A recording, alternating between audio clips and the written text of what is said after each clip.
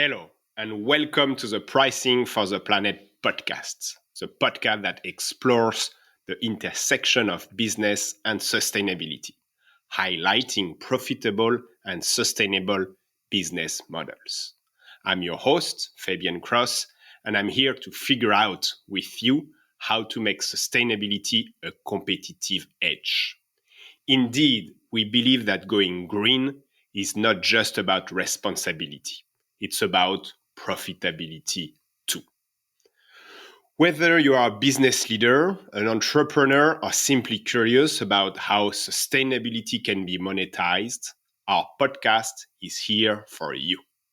Today, I'm so happy to host a dear friend and early sponsor of Pricing for the Planet, Hugo Smits, co-founder of Supstain. Hugo, thanks a lot for joining.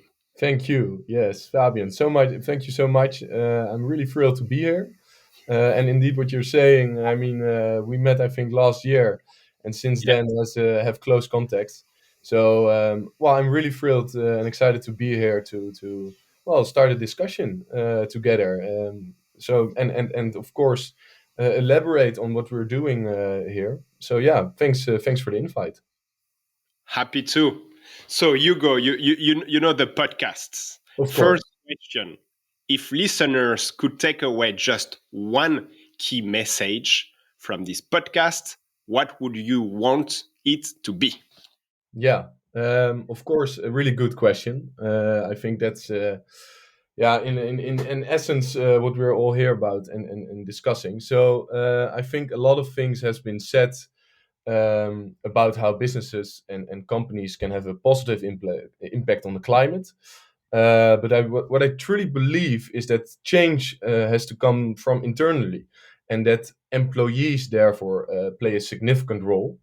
And it's important for that change, for that sustainable transition, what we all have to encounter for that employees start engaging with the environmental problem here and how it affects the company, but more important, of course, how the actions of a company affects the environment.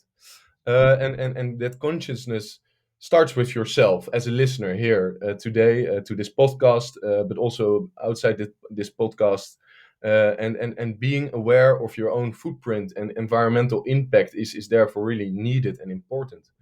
So because when this consciousness reaches everybody, and I mean everybody, literally everybody, the discussion at companies internally will become much stronger and more effective, I think, and more active.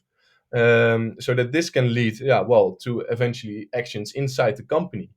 And I think therefore it is important that employees have the complete knowledge around sustainability, and so that they can understand what impact is and what their impact is and what the impact therefore of their employer is. From there on, I think a collective harder push towards executives, towards board members, can be generated, because when an individual alone knocks on the door and says, "Hey guys," on the board member room, like, "Hey guys, we need to change," that will be less effective than the collective knock on the door. I think today here, my call to action to you as a listener is don't be afraid to speak up, to start that discussion at the work floor, and get the executives on the table, get the board members on the table, and put them on some pressure. I think that's my call to action here. Yeah. Perfect. And we talked about it actually a lot. And, you know, I'm truly impressed by your idea of leveraging technology to address a critical business problem, especially when it's around sustainability. So can you delve into this while introducing us to your startup Substain? Yeah, of course. To begin with, when we started Supstain, we saw a big hurdle actually for companies that wanted to start their sustainable transition, and but also we saw immediately that this start of this transition is a really complex start, because the complexity lies in the measurement of your CO2 footprint, of your impact as a company. Um, And we saw it because when companies want to calculate their footprint, data is needed, of course, and this data it has to be gathered, and for every move, for every action in every department, and also in your whole supply chain, the data of the usage of resources, well, they need to be gathered. And until now, consultants and other advisory experts are still helping companies with this data gathering in a manual way. While we saw that this is really, of course, time-consuming task, and we saw it. Okay, this can be done quicker and easier. It's not necessary to put an extra employee, to pay this extra employee to just simply gather all the data, or pay an data gathering expert, which are in numerous ways active now in the market, to help you gather all the data, because it's not it's a really well, daunting, time-consuming task. So we at Supstain understand that if you want to convince companies to start their sustainability transition, yeah, you need to engage, and make this work as simple as possible, and to take it out of hands, so that the step is smaller for companies, and therefore they're easier, yeah, in our opinion, but definitely easier to convince. So from that point on, we at Sustain started thinking, okay, how can we do this more quicker, more better, easier? And that was the moment we saw an opportunity in invoice data, and especially in the incoming invoice data, because there's a lot of valuable data centered in such an invoice. And we thought, okay, if we can get that information automatically, and information, I mean, with like the product name and the quantity of it, the supplier name, the date, that's all really valuable information. And if we can link that to automatically correct conversion factors, the only thing is left for a company that wants to calculate their CO2 footprint is actually just upload automatically, or upload the invoices, and the software is well, doing the rest. So that is what we're doing now, and we're building the first AI calculation tool that is solely, yeah, built on invoice data, and therefore we can measure the footprint of companies in a really accurate way. Um, and the insights we can give can be done per invoice, and afterwards, of course, those invoices can be categorized, um, but to give companies the option, for that really accurate invoice, solution, we can give them a really quick, automatic, but really accurate insights. And we, of course, afterwards visualize that in an interactive dashboard, so that companies can set targets. But yeah, so and the difference now is that, of course, there are some players in the market that do also have an AI, AI calculations tools that are integrated in the administration software of a company, and what they do is then actually that AI software is actually tracking the transactional data, but because this transactional data is only, of course, the currency, the amount of euros, for instance, a lot of estimates has to be then industry averages needs to be used, so that accuracy is decreasing for that. So yeah, that is actually what we're doing at Sustain, and we're really thrilled about it, because we think that this is, at the moment, in that way, the most accurate calculation tool. Yeah, so that's a kind of what we're doing at Sustain, and the problem we are solving here. Yeah. I like it a lot. I think that's, coming, taking a step back. I think where you are really, really smart is most of the companies, they don't know where to start. And I think with Substain, it's very easy. It's like, okay, don't start with, heavy machineries and complicated stuff. Start with your invoice, figure out your footprint, which is what you give, and then that's the baseline, and everything else after, it's based on this, very kind of like very easy to use solution, which I think the value for any company is huge because of that. I can't agree more with that. Yeah, absolutely. Yeah, definitely. So the deeper insight, especially per invoice, I think can be of really, yeah, really valuable in multiple ways. In multiple ways. Yeah.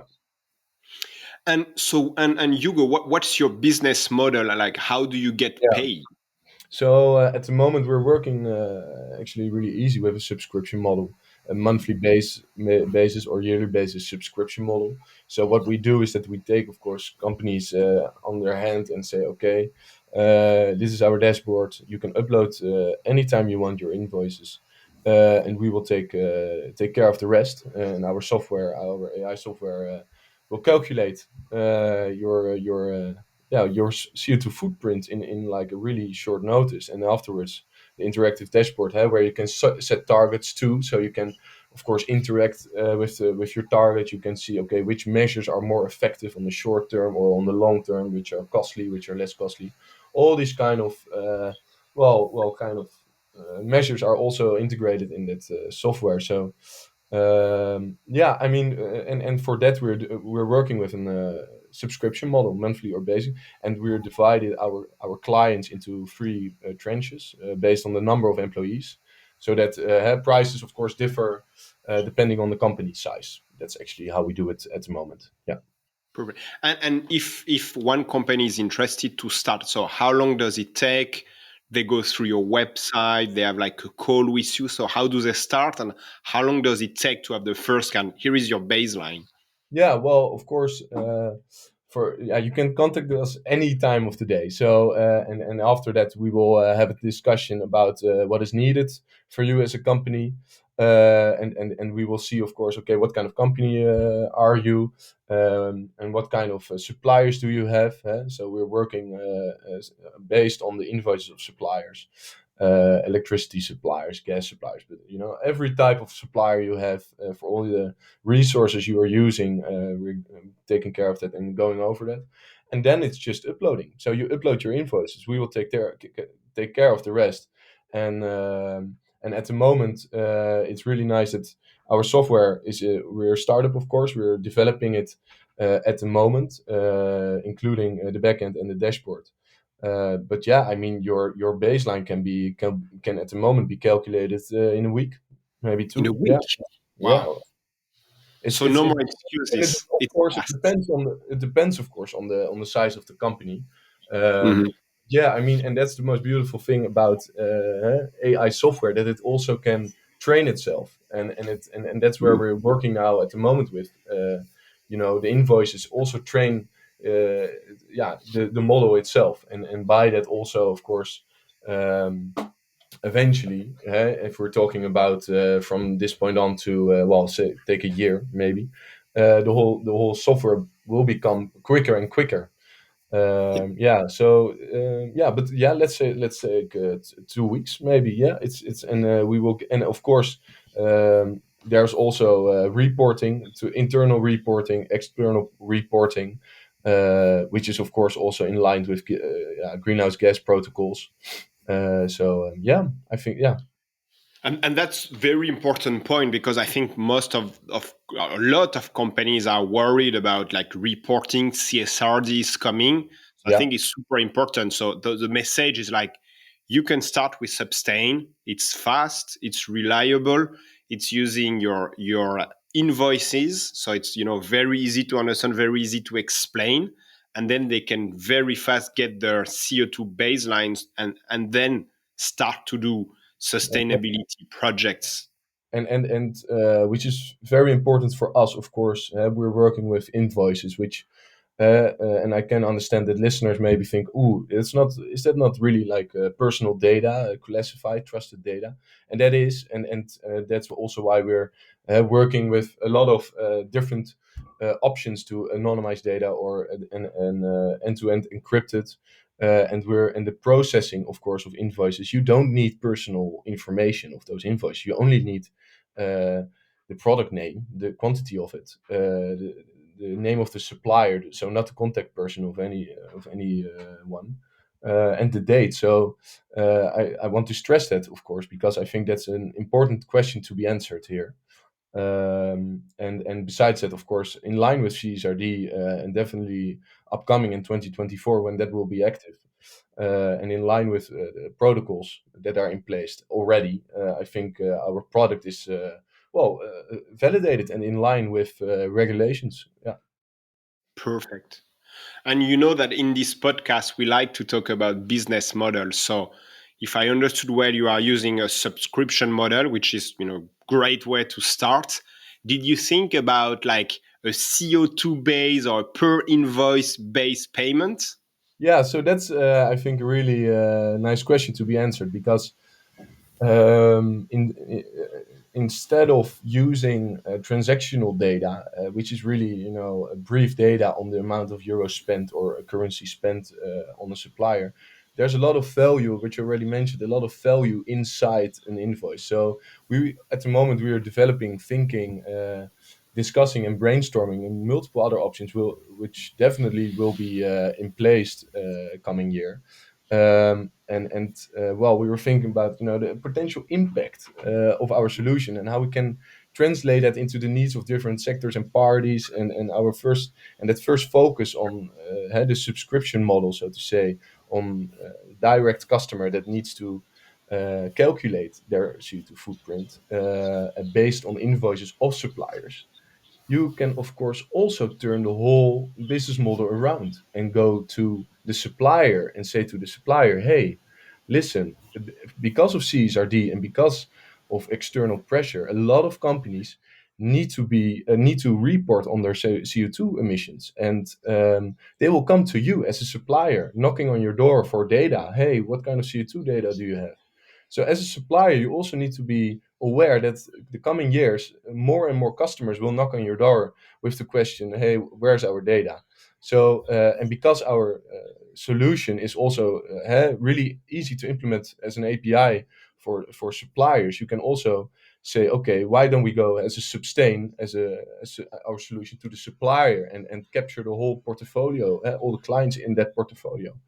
Um, and another type, for example, I'm really thrilled because this solution can be implemented in different ways. So another type of implementation could be that you introduce our solution to travel agencies and travel service companies such as Expedia or Booking.com, because we think that their customers want to have the opportunity in the future to compensate for their trips, for their holidays. And you already see it at, for example, KLM or other flight companies, that when you book a flight, you can say, "Oh, I want to compensate for it." So why don't we, take that one step further and say to Expedia or Booking.com, "Hey, we can extract the relevant data out of the invoices for each client of you, and we know what the emissions related to that invoice are. So we can therefore say to your customers, hey, this is your carbon footprint for this trip. Don't you want to compensate it?"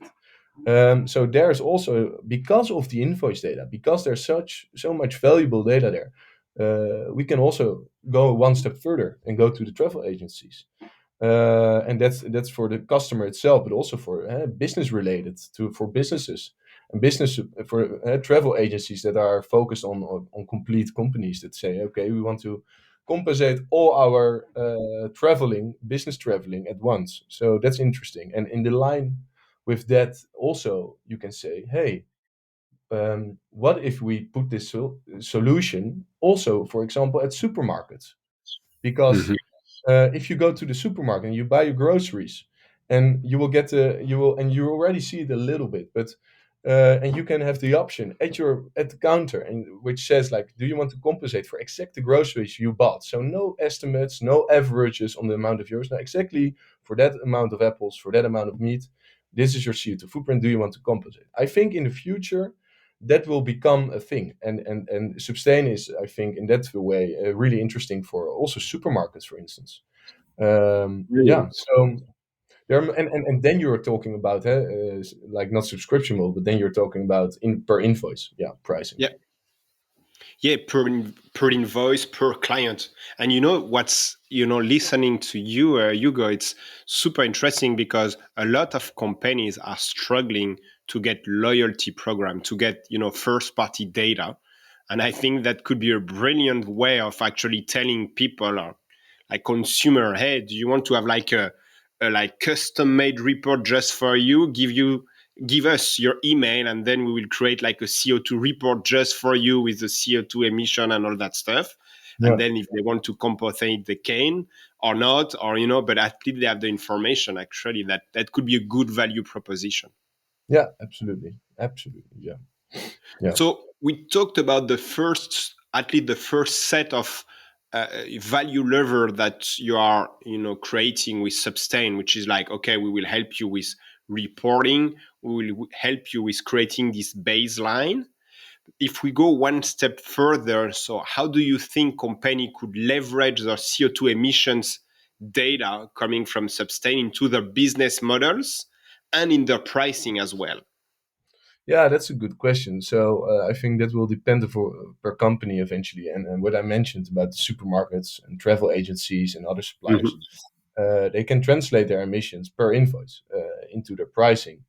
And I think at the moment, of course, this is in the baby steps, but eventually this will, and in also in mind, keeping in mind of carbon taxation, I think it's really important that we have to take that into account, and take also indeed the pricing of emissions generated and emitted in the air into the prices we pay for our consuming behavior, and for our products that we're buying. So in that way, we're also, as a customer, maybe it is kind of a shock, and definitely, of course, maybe with inflation, but the extra little extra payment you little payment you pay to, well, for the emissions that a product has emitted, so to say, that revenue can immediately go back into the to the company, to the business, and to the business practices, and how to make those practices sustainable. And I think in that way, there can be a really interesting, like, positive loop in which we are all, being conscious about indeed the emissions we are all emitting, or like the products that we buy and emitting, that we pay for that, but that we know that the extra payment is going back into the sustainable practices.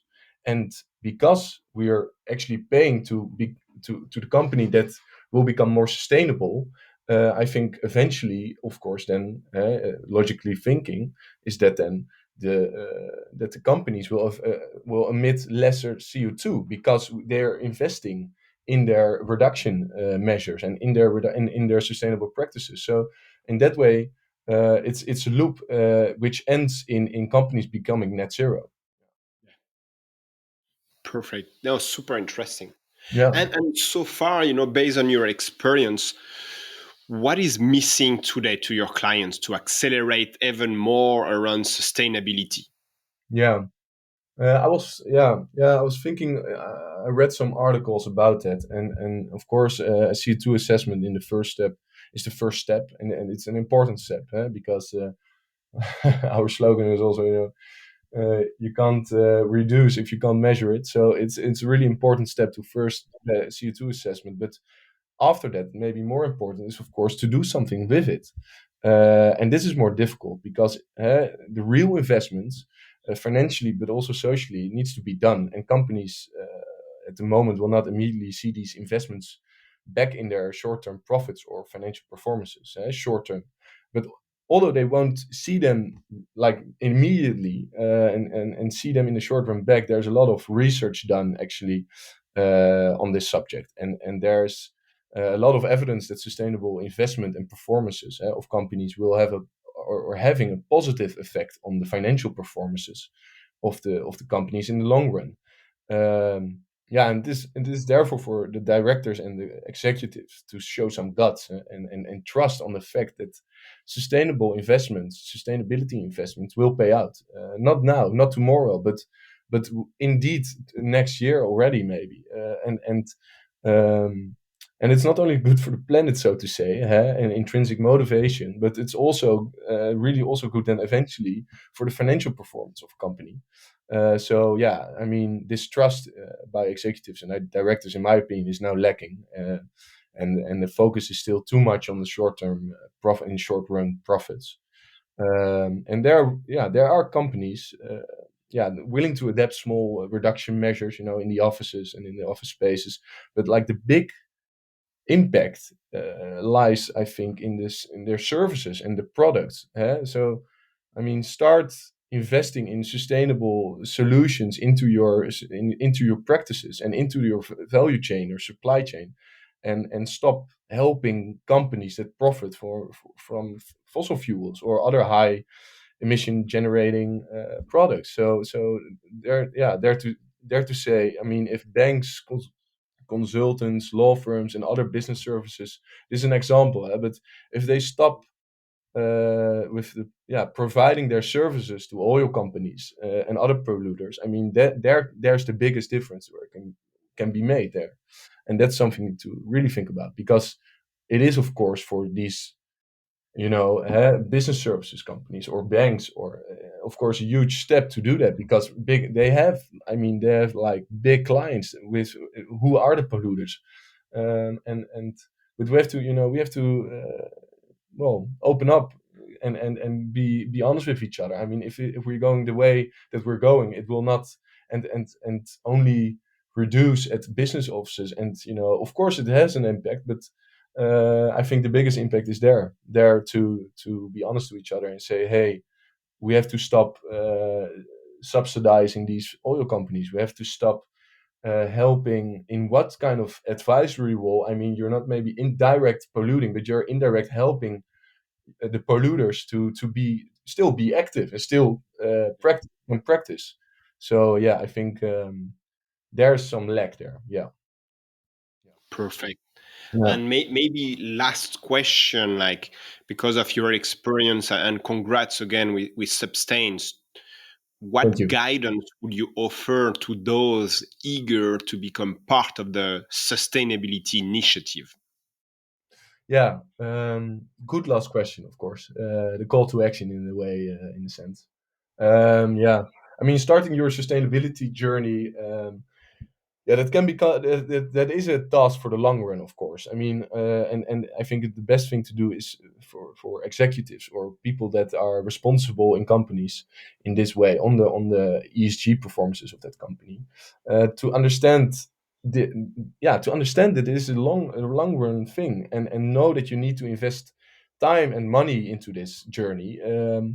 But that it eventually will pay out. And ask yourself then the question: okay, how intrinsically motivated am I to start this journey? And this is important because I think that eventually you will have to convince also your employees and other stakeholders on your sustainability goals. And you can have them on board for now on the short run and coming year, but how about 5 years? Huh? Are they still convinced about your goals? And if you want to convince them on the long run, you really have to be intrinsic motivated to and really want to achieve the net zero goals, and therefore to get that intrinsic motivation. If you don't have it, which is of course logical, I mean, it is a far of our bed show. I mean, environmental impact is not directly affecting us. Well, now you see it more and more, of course, with the extreme weather conditions, but it will become way worse, way worse.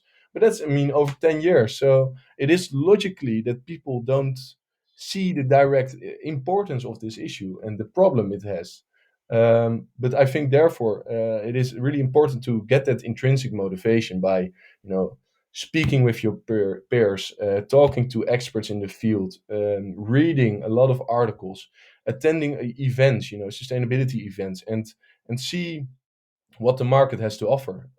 In a way that, I mean, there are a lot of solutions here, and more popping up every day to help you, advise you into your sustainability journey to net zero. And all these solutions are really good, but it's, I think, the best way to engage with these solutions, and to pick one of them for your own personal company, or for your company.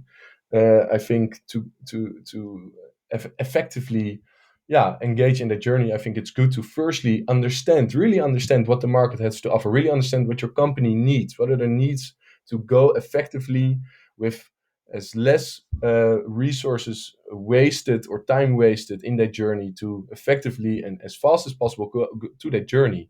So I think the most important thing for yourself is to have a nice picture, and it all starts with the understanding, and from there on, what's the most suitable solution for you and your company. So it's about understanding, and by that, the triggering of your intrinsic motivation, and also especially for the long run, and therefore for your employees also on the long run. Yeah, Perfect. yeah. Hugo, thank you so much. It was really interesting. Thank you for the invite, and thanks for talking. I mean, I think it's a really important issue to address, and the more we talk about it, the more it will be addressed. So yeah. For sure. Well, guys, thank you so much for joining us today on the Pricing for the Planet podcasts. We hope you found it insightful and inspiring. If you want to stay connected with us, learn more, and continue this sustainability journey and discussions, please subscribe to our bi-weekly digest on www.pricingfortheplanet.com. But we also need your help. By leaving a comment or rating these podcasts, you are not just giving us feedback, you are also helping boost the visibility of those critical discussions. Every comment, every like, every share help us reach more people and spread the word about our mission. And finally, if you have been moved by what you have heard today, we encourage you to share this podcast with your friends, your family, your colleagues, and anyone else who might be interested. Let's use the power of our collective voice to change the world for the better. Thank you for your time, your interests, and your commitment to sustainability. Be well.